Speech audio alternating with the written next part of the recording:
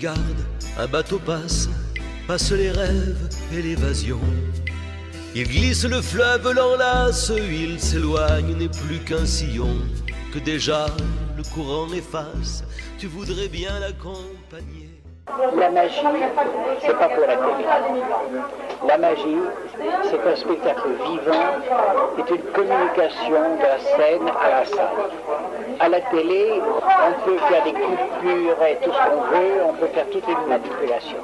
Je me dirais que, étant donné que j'ai beaucoup travaillé pour la télé, je ne devrais pas dire ça, mais je ne travaillais pas de la même manière. Je me servais du petit écran, d'une fenêtre ouverte sur le public. J'étais passionné par la télévision parce que la télévision me paraissait être un instrument extraordinaire pour aider les gens à se cultiver en s'amusant. Il fallait prendre les gens pour potentiellement intelligents.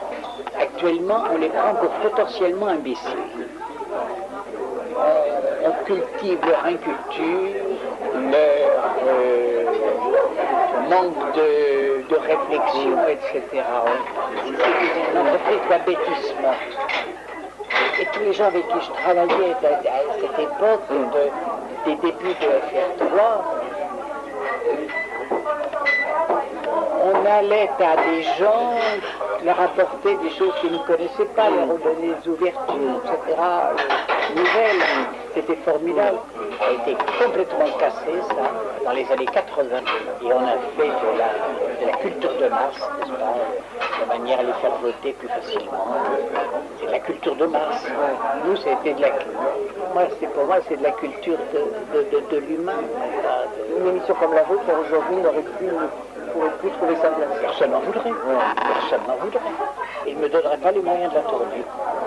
Actuellement, il faut tourner 3 quarts d'heure en une journée, 3 quarts d'heure utiles en une journée. Nous, on a travaillé 5 minutes utiles par jour. Les ateliers du magicien, j'aurais pas pu les faire sur TF1 à l'époque, ni même sur France 2 à l'époque.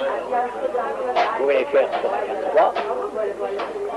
L'inconvénient, c'est que la même émission sur TF1, elle aurait eu un autre impact. Est-ce que c'était le meilleur? Je ne sais pas. On m'aurait demandé de livrer des facilités. Aujourd'hui, on vous dit, Jacques, allez banco, on vous donne le budget. Oui. Qu'est-ce que vous proposez? Vous proposez les magiciens? Oui, bon, j'irai plutôt vers certains documentaires de création, comme j'avais fait, si vous voulez. Peut-être une émission sur la magie. Mais c'est un travail de titan. Quel regard vous avez sur une émission sur le plus grand cabaret du monde, sur une grande chaîne, la seule qui montre finalement des visuels et notamment des magiciens? C'est une émission qui a le mérite d'exister. Qui a le mérite d'exister, qui a le mérite de montrer des numéros. Et elle se fait tout autour de la personnalité d'un monsieur qui est très nombriliste. Margaritis ne passait jamais à l'antenne. Margaritis exaltait un numéro, mais il n'était pas là pendant que le numéro se faisait, et il ne disait pas, vous ne connaissez pas le truc, mais moi je connais le truc. C'est aberrant, c'est vraiment taper sur le ventre des gens, c'est irrespectueux du public. On ne respecte pas les gens.